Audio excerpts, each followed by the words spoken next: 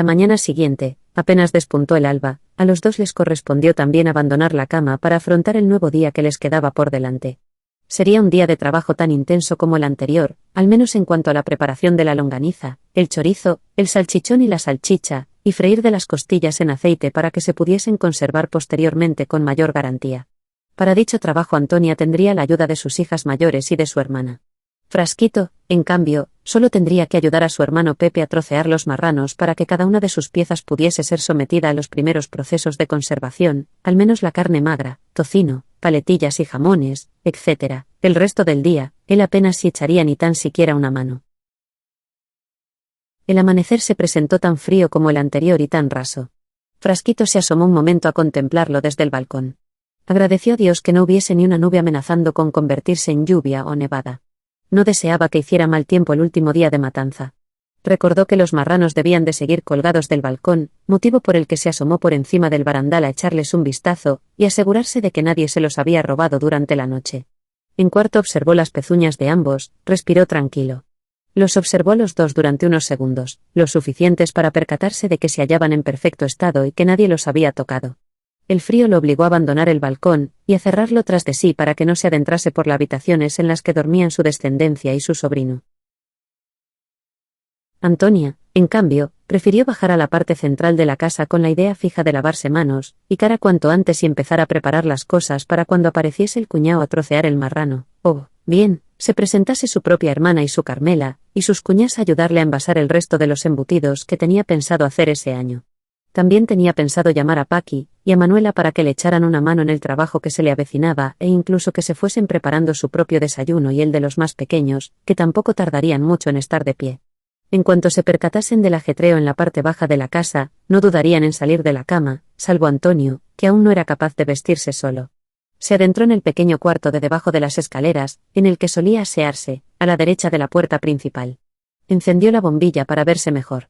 Allí tenía su pila de lavar la ropa con el agua de las cántaras, pegadas a la pared y en su correspondiente agujero en cantarera de madera, o con la traída desde la fuente de arriba en cubos. Así no tendría que acudir la mayoría de los días al lavadero municipal ubicado justo detrás de dicha fuente. Sobre esta, en la pared, un gran espejo de lo más útil para las hijas mayores a la hora de maquillarse aunque fuese ocasionalmente y también para ella y su marido. Los 4 pequeños apenas se miraban en él en aquellos días. Asió con la mano derecha una de las cántaras, y vertió un buen chorro de agua en la jofaina, justo la que creyó necesitaría para lavarse la cara. Seguidamente, volvió a dejar esta en su sitio y pasó directamente a lavarse.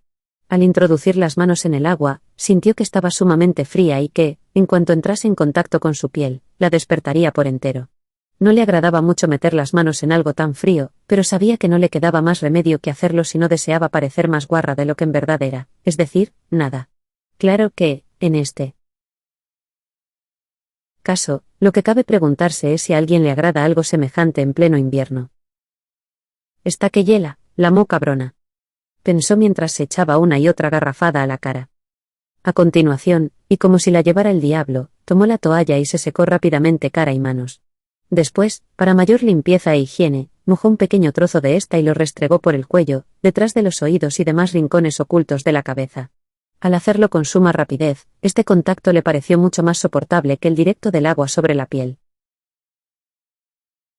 La parte acariciada con fuerza por la toalla enrojeció completamente ante el espejo, señal inequívoca de que su propia limpieza no se limitaba ni ante el propio dolor que pudiese sentir ante roces tan bruscos. Siempre le habían dicho que la limpieza resultaba primordial, y ella no se paraba ni ante lo más desagradable que pudiese haber en esta, de ahí que no resultase nada de extraño que sus propios hijos o Antonio se quejasen cada vez que los lavaba. Su respuesta, en estos casos, era casi normalmente la misma, seguir lavando como si la cosa no fuese con ella, al tiempo que les decía que no fuesen tan lloricas, que tampoco era pa' tanto. Sí, en estas ocasiones, pocas eran las veces que los hijos y las hijas lograban salirse con la suya respecto a esto, por lo que tenían que conformarse con su suerte en bien de lo que ella solía denominar limpieza. Antonia se sentía orgullosa de sus colores recién adquiridos y, con la sensación de las cosas bien hechas, pasó a ordenarse un poco los revueltos cabellos. No deseaba parecer una mujer descuidada respecto a lo que consideraba un deber en ella, estar presentable, y más si tenía que trabajar en las cosas de la matanza, y no quería que los pelos paseasen por el futuro alimento de la familia. No, sus preparaciones cárnicas tendrían que serlo por entero, sin más mezcla que la estrictamente necesaria en tales casos. Totalmente aseada abandonó el pequeño cuarto, y se dirigió a la cocina a empezar a trabajar. Sabía que al menos hasta las 9 no llegaría el cuñado a desguazar los marranos y que su Carmela, hermana y cuñás llegarían casi a esa misma hora. Esto le hizo pensar que lo mejor que podría hacer era llamar enseguida a Paqui y Manuela, que ya era hora de que se pusieran en pie. En la cama ya no hacían nada, y las necesitaba para tenerlo todo preparado para cuando llegase la gente. Tras echar un vistazo a la cocina y cuanto en ella había, se encaminó directamente a la puerta del dormitorio en el que dormían ambas. Este se hallaba situado justo a mano derecha de la cocina. Para entrar en él había que bajar 2 pequeños escalones. Antonia se limitó a abrir la puerta y a gritarles: «Venga, que ya va siendo hora de que os levantéis. Manuela y Paqui, levantaos ya». Para que su llamada fuese mucho más efectiva incluso encendió la luz, así les quedarían pocas opciones de seguir dormidas más de lo necesario, y las 2 irían saliendo por sí solas de sus respectivas camas. La habitación enseguida quedó totalmente iluminada, por lo que pudo observar un día más las formas que tomaban las camas desde allí, el cuadro de la Virgen de las Angustias y, en general, todo cuanto abarcaba la habitación más cerrada de la casa, y en la que el invierno resultaba menos frío que en cualquiera de las otras habitaciones. De hecho, esto era así especialmente porque ninguna de las otras poseía ni tan siquiera una pequeña puerta que les sirviera para contener el movimiento de corriente que las agitaba cada vez que se abría el balcón, o incluso la misma puerta de la calle o bien la del corredor. Esta corriente solo la podían detener las cortinas que cerraban cada una de tales habitaciones de miradas indiscretas, en especial la habitación en la que dormían Frasquito, y ella y donde transcurría habitualmente su vida conyugal, y vino a ser una auténtica fuente de la que brotaron sus 6 hijos cual gracia divina. Ante las llamadas reiteradas de la madre, no tuvieron más opción que abrir los ojos y sacar sus respectivas cabezas de la cama. Su juventud florida enseguida vino a resultar un nuevo adorno para la habitación en la que se hallaban. Para la madre eran la auténtica ventana que faltaba en las paredes de esta. Estaba sumamente orgullosa de ambas y de que se hubiesen convertido en mujeres de la noche a la mañana, con una juventud y una alegría digna de cualquier muchacha de su edad. «Bueno, ya vamos», se oyó decir a las 2 casi al unísono. «Ya vamos, mamá», gritó Manuela, sin poder evitar hacerse un poco las remolona a la hora de salir de una vez de la cama. Hacía el suficiente frío para ello, y para convertir en un suplicio incorporarse al nuevo día. «Pues que no tenga que volver a llamaros», les gritó desde la puerta. A continuación, la volvió a cerrar y desapareció de su vista. Poco a poco salieron de entre las sábanas, poco a poco se fueron vistiendo. Paqui tenía ganas de hacer sus necesidades, por lo que decidió bajar al retrete. Antes de salir a la calle, se abrigó adecuadamente. Sabía que el frío que hacía en ella no era para tomárselo a broma, ni mucho menos. En esta apenas si hacía menos de media hora que había amanecido y nada quedaba encendido del alumbrado público. Los gorriones se oían trinar de muy en cuando o bien revoloteaban en los tejados como cada mañana de últimos de otoño. Eran unas aves hechas al frío, y capaces de enfrentarse a lo más duro del otoño y el invierno, si era preciso. Paqui recibió la mañana con alegría pese a estar todavía medio dormida. Se deslizó escaleras abajo sin soltarse de la barandilla, y se la vio girar correteando hacia la cuadra en la que se hallaba el retrete. Allí, con una única bombilla envuelta de polvo y telarañas, pudo hacer sus necesidades. En la cercana zaurda solo reinaba el silencio de lo que fuese el hogar de los 2 marranos que acababa de ver colgados del balcón momentos antes de entrar en la cuadra. Una vez que acabó con lo que la llevó hasta allí, volvió a abandonar lo que en realidad era todo menos el mejor lugar para pasar más tiempo de la cuenta. Había suciedad por doquier y olía a estiércol de un modo poco agradable, pero era el único sitio de la casa al que había que entrar por obligación cuando había que dar de cuerpo, etc. En este sentido, poco diferencia existía con los demás hogares del pueblo, donde lo lógico, en aquellos tiempos, era que retrete y cuadra perteneciesen al mismo mundo o a ese reino en que habitualmente buscan refugio las moscas y el resto de insectos que habitan en semejantes hábitats. La razón por la que creía que su madre se daba unas panzadas tremendas de limpiar la casa hasta casi parecer más una obsesión que una necesidad, empezaba a sospechar que se hallaba precisamente en la abundante mugre en ambas cuadras y, en especial, la del retrete. Este estaba tras la puerta entre la zaurda y esta, a la izquierda. La parte ocupada por la yegua se hallaba a la derecha. En la otra acumulaban la leña que necesitaba la familia para calentarse durante los duros días del invierno climático en que se hallaban inmersos. Sí, al parecer la madre se temía que la parte sucia se colase en la limpia. La mugre consistía especialmente en un polvillar que dominaba cada una de las paredes de ambas cuadras, ya que lo normal, en cuanto al estiércol, era que se les secase antes de que se amontonase en exceso. El de los marranos, sin ir más lejos, se sacaba prácticamente cada 2 semanas como medida de seguridad, no fuesen a enfermar entre tanta mierda propia. Claro que eso también se hacía por otra razón, no convertir la calle en un lugar insoportable, al menos en cuanto a respirar las emanaciones gaseosas surgidas de ella.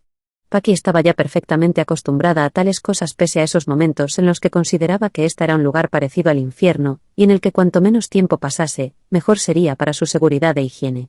Pensaba en ciertas casas que ella conocía de trabajar en ellas o de ir de visita y, viendo la diferencia, solo soñaba con el día en que en su casa se pudiese disfrutar de tan claras ventajas, al menos a la hora de poner el culo en el retrete.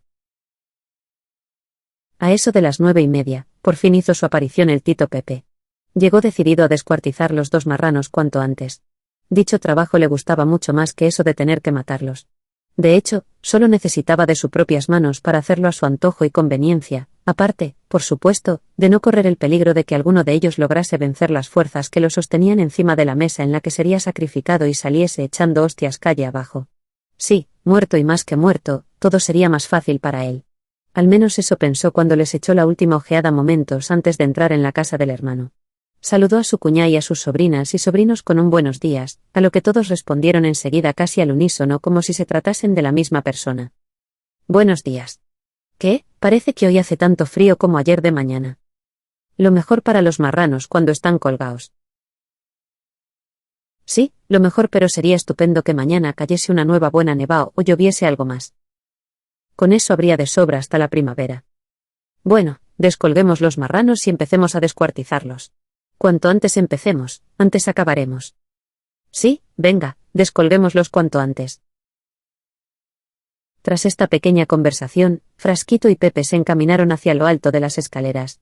Desde allí, les resultaría sumamente fácil transportarlos desde donde se hallaban colgados hasta el comedor, donde serían descuartizados finalmente. Para ello tuvieron que agarrar al más cercano al barandal de las patas traseras, y levantarlo en peso por encima de este. Una vez conseguido, solo les quedó soltar las cuerdas que lo sostenían de las patas delanteras y tirar de él en su totalidad.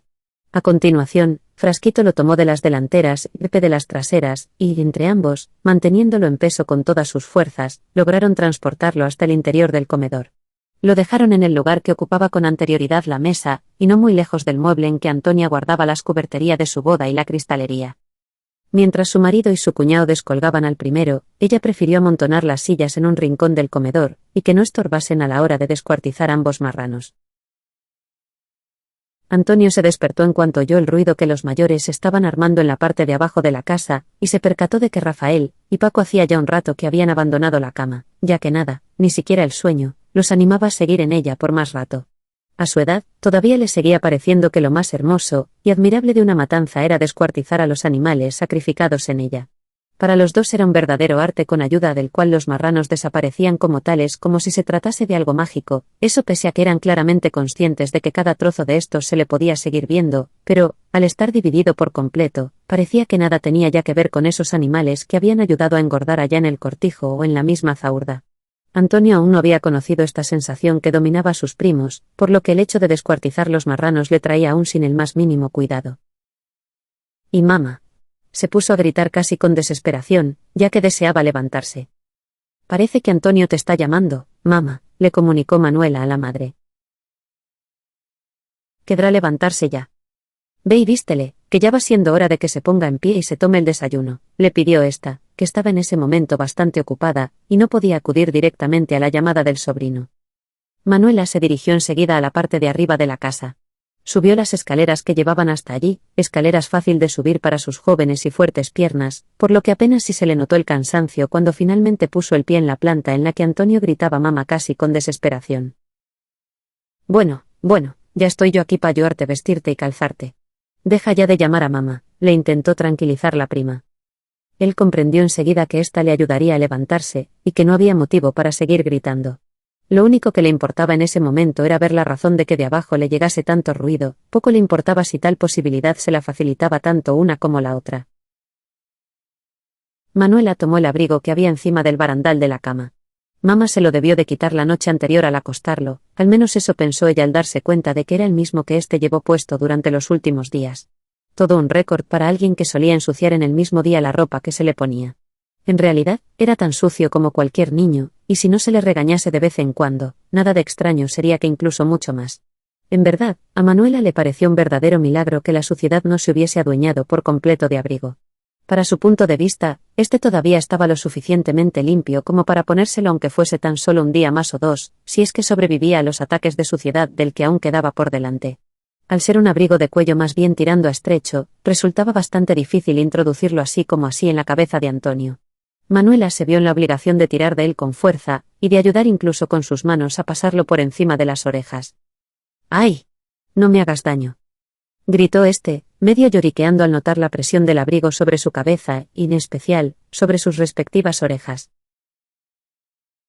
Ya está, tampoco es pa' que te eches ahora a llorar, dijo ella una vez que el cuello del abrigo dejó atrás la parte más gruesa de la cabeza. Antonio gimeteó durante unos segundos más antes de volver a la normalidad. Ella aprovechó entonces para ponerles los pantalones, los calcetines y las botas. Bueno, ya estás vestido. Ahora solo falta darte un buen lavao, le dijo mirándolo de arriba abajo.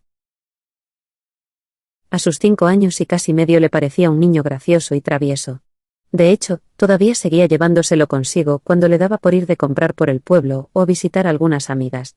La verdad es que era un poco como ese hijo que deseaba tener cuando fuese una mujer perfectamente casada, al menos visto desde una perspectiva inconsciente. Lo único que le afeaba era ese labio heredado del abuelo. Lo recordó sus muestras de cariño y su fallecimiento pocos meses antes de nacer Antonio. El labio sobresalía claramente en su boca, y algún que otro lunar en cara y cuello. Por lo demás, nada más en él resultaba desagradable de ver, si es que en un niño como él había, en realidad, algo de desagradable. Una vez vestido, abandonó la habitación en la que dormía junto con Rafael y Paco, que ya pululaban por la casa en espera de tomarse el desayuno o bien seguían alimentando su curiosidad con las conversaciones de los mayores o con lo que cada uno de estos llevaba a cabo en esos instantes. Se dirigió hacia las escaleras. Las bajó con mucho cuidado, como tenía costumbre.